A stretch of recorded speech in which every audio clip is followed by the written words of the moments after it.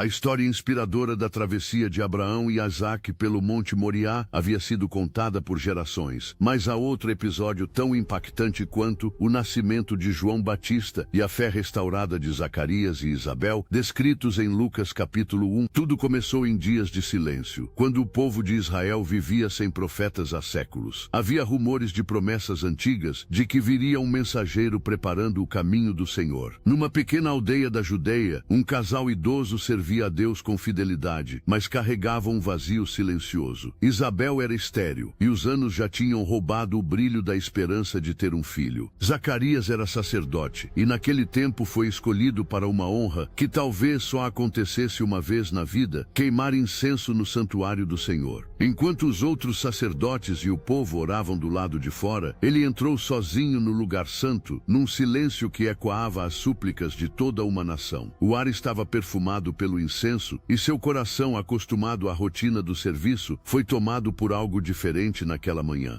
O inesperado aconteceu. Ao lado direito do altar apareceu um anjo, radiante e majestoso. O susto foi inevitável. "Não temas, Zacarias", disse o mensageiro celestial. "A tua oração foi ouvida. Isabel, tua esposa, te dará um filho, e darás a ele o nome de João." As palavras caíram sobre o coração do sacerdote como um trovão suave, tanto poderoso quanto impossível de acreditar. "Como saberei disso?", murmurou ele, com voz trêmula. "Sou velho, e minha esposa já é avançada em dias." O anjo olhou firme e respondeu: "Eu sou Gabriel, que assisto diante de Deus, e fui enviado para te falar e trazer-te estas boas novas. E eis que ficarás mudo até o dia em que estas coisas sucedam, por não teres crido." Em um instante o silêncio tomou forma física. Zacarias tentou falar, mas nenhuma palavra saiu. Voltou para fora, gesticulando diante do povo, e todos perceberam que algo sobrenatural havia acontecido no templo. Quando os dias do serviço terminaram, ele voltou para casa. Isabel o recebeu com ternura, e algo nela já brilhava diferente. O tempo passou, e o milagre floresceu. Ela concebeu.